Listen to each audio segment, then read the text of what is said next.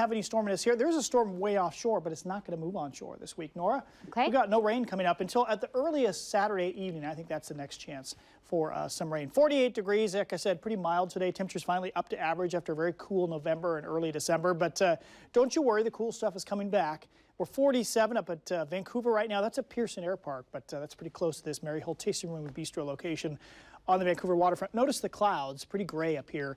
And the clouds are going to be kind of lingering through tonight and tomorrow morning. So if we get breaks in the cloud cover, spots of fog could develop, or if it just stays cloudy during the night, the fog doesn't develop. Either way, I think we'll be pretty gray tomorrow morning, whether it's fog or clouds. So not much of anything happens tonight. As for the dry weather, like I said, I think it'll last at least through Saturday afternoon. Now, the gusty east wind we've been talking about for a few days, that's going to, we kind of pushed off the timing on that, just the way things are working out. We think it's going to arrive Wednesday afternoon. Not too strong Wednesday afternoon, but then Thursday and Friday, just 2 days. That's the benefit, just 2 days of strong east wind. We're talking about that gap wind, we call it, that comes through the Columbia River Gorge, moves out into the eastern metro area. And some of us across other parts of the metro area will get the wind, but this is not like a widespread wind event, we don't think, on those 2 days. Now, what about lowland cold and snow? Our app right now does not show snow. We're showing mixed showers on our app on Sunday, maybe.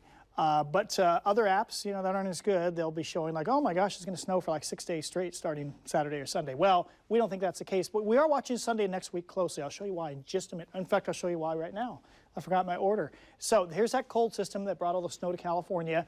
Now there's not much going on here. You just see some lines and stuff, so nothing really to pay attention to here, except the main flow of the jet stream is way up north.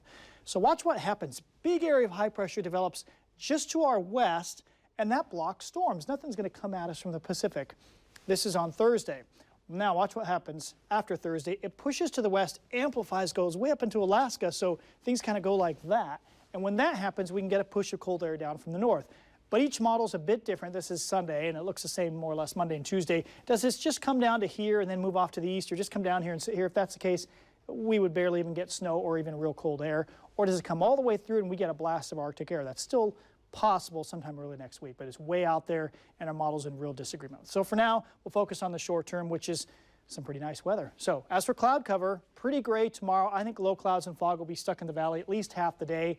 And Wednesday, look at that. That says everybody in the lowlands is stuck under the gray skies Wednesday morning, but easterly winds should blow out the metro area, and by that I mean drier air comes in and gets rid of the cloud cover. So we'll go for a little sun tomorrow afternoon. We'll see how that plays out. I mean, there could be a spot that stays cloudy the whole day. 42 for high, 44, fog to sun on Wednesday, and then no clouds Thursday, Friday. Sunny, windy, overnight lows tumble, calm areas go down into the mid-20s. And then Saturday and Sunday, we will see. We're going to call it mixed showers, Nora, on Sunday. Some models pretty much dry Sunday, and then back to dry and maybe cooler on Monday. So you don't see anything too dramatic here yet, but we're watching all this right in here very closely.